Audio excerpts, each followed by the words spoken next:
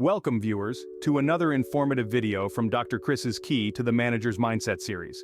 Today's topic: a crucial element often overlooked in our busy schedules, yet is essential for our well-being and productivity: work-life balance. With some of us working from home, maintaining this balance has become increasingly challenging. In this video, we will delve into practical strategies and tips to help you create a harmonious balance between your professional responsibilities and personal life, even when your home doubles as your office. So let's set sail on this journey towards a healthier, happier, and more productive life. Stay tuned. Do you struggle with maintaining a balance between your work and personal life? A question that resonates with many of us. Work-life balance, as the term suggests, is the equilibrium between your professional responsibilities and personal life. It's about creating harmony between the demands of your job and the demands of your personal life, which includes family, hobbies, and social activities. Having a well-balanced life is not just beneficial, but vital for your overall well-being. It reduces stress, prevents burnout, and increases productivity. It's the key to a happier, healthier life. However, the boundaries between work and personal life can blur, especially when your home doubles as your office. The challenge is to create a clear distinction between your work responsibilities and personal time. It's about knowing when to work, where to work, and when to call it a day. We all know that maintaining a balance is not easy, especially when your home is your office. Now, let's start with our surroundings. Have you ever thought about how your environment can influence your productivity? Indeed, your workspace plays a crucial role in your work-life balance. A physical separation between work and living areas is paramount. This can be easier in a large home, but even in a small apartment, there are ways to create a dedicated workspace. This doesn't necessarily mean you need a separate room. A corner of your living room or bedroom, a cleared dining table, or even a repurposed closet can serve as your office. The key is to make this space uniquely associated with work, so when you step into it, your mind knows it's time to get down to business. Consider the ergonomics of your workspace. An uncomfortable chair or a desk at the wrong height can lead to physical discomfort, which can hamper your productivity. Invest in a good chair, or at the very least, make sure your seating arrangement promotes good posture. If you're working on a laptop, consider getting a stand or a riser to bring the screen up to eye level. Lighting is another significant factor. Natural light is ideal, but if that's not possible, ensure your workspace is well lit with artificial lights. Good lighting reduces eye strain and helps maintain focus. Keep your workspace organized.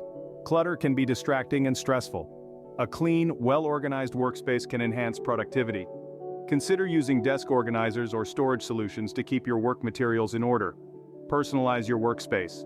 Add a plant, a motivational quote, or a picture that brings you joy. These little touches can make your workspace more enjoyable, which can boost your mood and productivity. Lastly, establish boundaries. Make it clear to others in your home that when you're in your workspace, you're at work. This can help minimize disruptions during your work hours. Remember, your workspace is a sanctum for productivity. Keep it separate, keep it sacred. What's your daily routine? Is it structured or do you play it by ear? As we delve deeper into our exploration of work-life balance, we turn our attention to the power of routine and scheduling. This is where the rubber meets the road, where we start to put theory into practice. Imagine your workday as a symphony.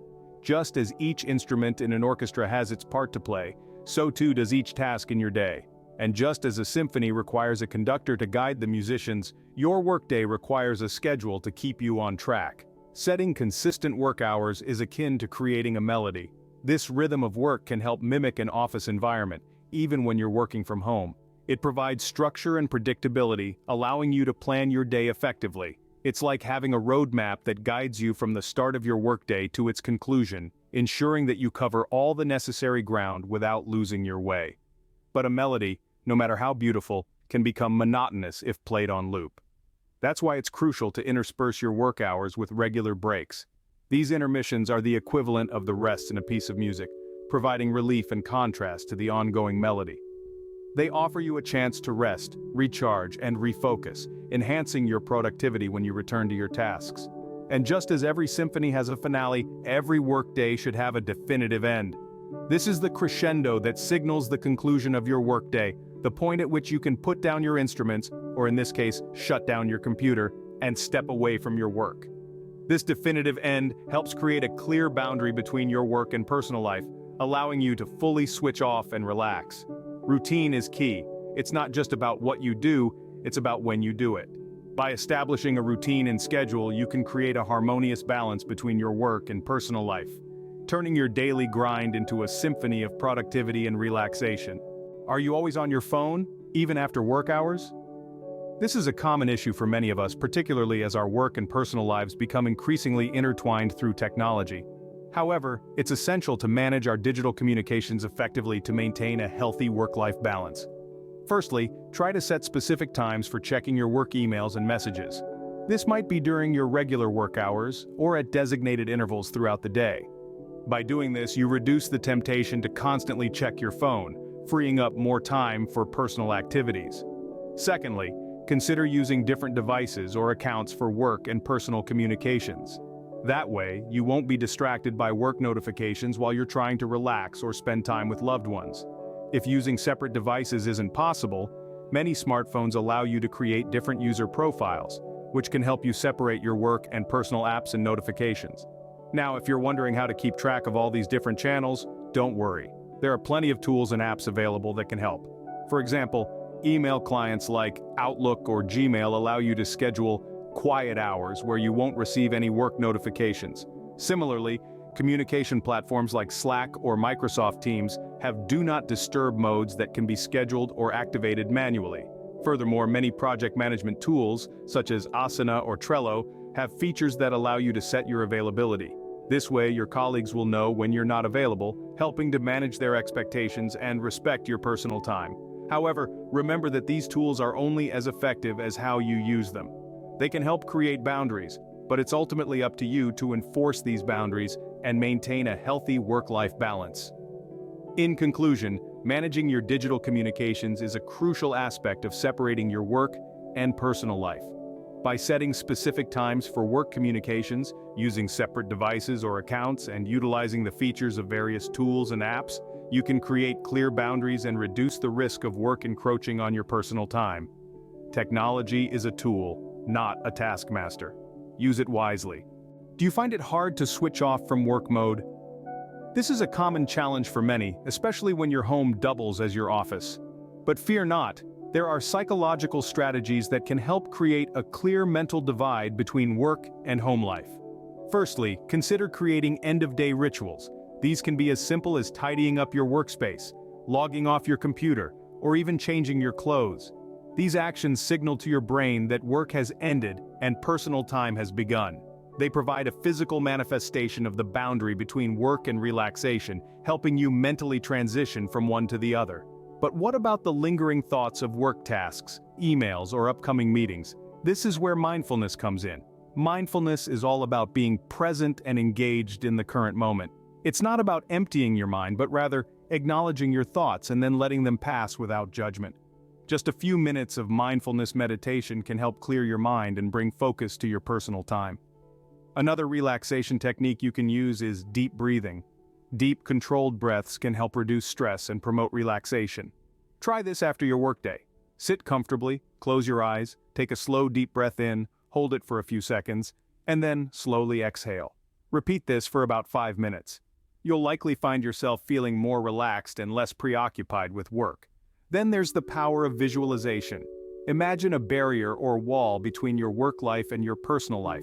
As you end your workday, visualize yourself leaving work behind and stepping into your personal life. This mental image can reinforce the boundary and help you switch off from work mode. Remember, it's not just about setting physical boundaries, but mental ones as well. It's about training your brain to understand when it's time to work and when it's time to relax. It's a process that takes time and practice, but the benefits to your mental health and overall well-being are worth it. Your mind needs boundaries too. Give it the space to rest and recharge. Does your boss or colleagues expect you to be available 24/7? If the answer is yes, then we've got a boundary issue that needs to be addressed. Setting clear expectations with employers and colleagues is a crucial aspect of maintaining that all-important work-life balance. Let's start with communicating your work hours. You might be working from home, but that doesn't mean you should be on call round the clock. Establish your working hours and make them known. If you're keeping 9 to 5 Monday to Friday, ensure your team is aware of this. Just like in an office environment, outside of these hours, you are out of office. Now, the challenge here is everyone might not be in the same time zone, especially in this era of remote work. So, make sure to include your time zone when communicating your working hours. This can help avoid confusion and unnecessary interruptions during your personal time. Next, let's talk about managing expectations. It's important to be clear about when and how you'll respond to work-related communications. If you're not checking emails after 6 in the evening, let your team know. If you're not available for meetings on weekends, make it clear. The key is to set these boundaries and stick to them. Of course, there will be times when urgent matters arise outside of your working hours. For such instances, establish a separate communication protocol. Maybe it's a phone call or a specific urgent tag in an email subject line. This way, you can ensure you're reachable for emergencies without having to be constantly connected. Remember, it's not just about setting these boundaries but also about enforcing them. If you respond to an email at 10 at night, you're sending a message that it's okay to disturb your personal time. So, be consistent in respecting your own boundaries. Remember, you're not just a worker, you're a person with a life outside of work. And it's okay to assert that fact. Don't let the fear of appearing uncommitted or less dedicated stop you from setting boundaries. Clear communication is the foundation of respect. Set your boundaries and stand by them. When was the last time you did something just for yourself? That's a question we often forget to ask ourselves in the hustle and bustle of our daily lives. But it's an important one. Integrating personal time into your day isn't a luxury. It's a necessity. It's a way to recharge, to reflect, and to do the things that make you happy. Let's start by talking about planning. Just as you schedule meetings and deadlines for work, you should also schedule time for yourself. This could be anything from reading a book, to painting, to going for a jog. Whatever it is that brings you joy, make it a part of your routine. Don't leave it to chance or to when you have time. Make time for it. Planning for personal activities or hobbies also gives you something to look forward to. It breaks up the monotony of work and provides a much-needed mental break. But remember, it's not just about filling up your time with activities. It's about doing things that enrich you as a person. Now let's talk about unplugged time or tech-free zones. In this digitally connected world, we're constantly bombarded with notifications and updates. It's easy to get sucked into the vortex of endless scrolling. That's why it's important to set aside time where you are completely disconnected from technology. This could be during your morning coffee, your evening walk, or even an hour before bed. Use this time to connect with yourself, to reflect, or to simply be in the moment. This practice not only reduces stress but also improves focus and productivity. Remember, balancing work and personal life isn't about doing more. It's about doing what matters. It's about setting boundaries and respecting them. It's about understanding that you are not defined by your work, but by the person you are outside of it. So take a step back, breathe, and ask yourself again, when was the last time you did something just for yourself? And if the answer is not recently enough, then it's time to make a change. You are more than your work. Make time for the things that make you, you. So how can you start setting boundaries between your work and personal life? Let's summarize the key points we've discussed in this video to help you on your journey towards a healthier work-life balance. Firstly, understand the importance of work-life balance. Recognize the challenges of maintaining boundaries, particularly when working from home. Believe in the value of a balanced life for your overall well-being and productivity. Secondly, create a dedicated workspace. A physical separation between your work and living areas helps maintain a mental separation as well. No space is too small to transform into an effective home office. Next, establish a routine and schedule. Set consistent work hours, take regular breaks, and ensure a definitive end to your workday. Mimic an office environment as much as possible, and remember that downtime is crucial. Fourthly, manage your technology effectively. Control digital communications post-work hours and separate work notifications from personal ones. The off button is there for a reason, use it. Then, adopt psychological strategies for separating work and home life. Techniques like changing clothes at the end of the workday, practicing mindfulness, or having end-of-day rituals can help you mentally transition between work and personal life. Sixth, set expectations with employers and colleagues. Communicate your boundaries and work hours clearly, and manage expectations regarding your availability and response times. Remember, it's not about being available 24/7, but about being effective when you are. Seventh, integrate personal time into your day.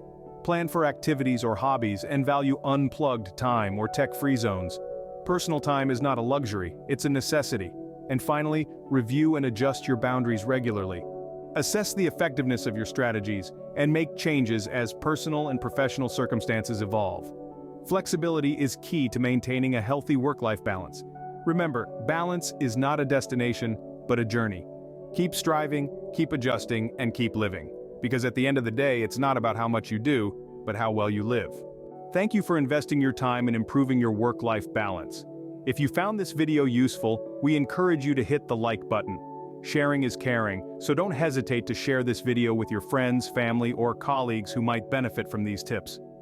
Subscribe to our channel for more insightful content and click the bell icon to receive notifications whenever we upload a new video. We're committed to helping you live a healthier, more balanced life, so stay tuned for more. Remember, you're not alone in this journey towards balance. We're here to help, guide, and support you. So let's continue this journey together. Until next time, keep striving for balance. And remember, it's all about how well you live, not just how much you do.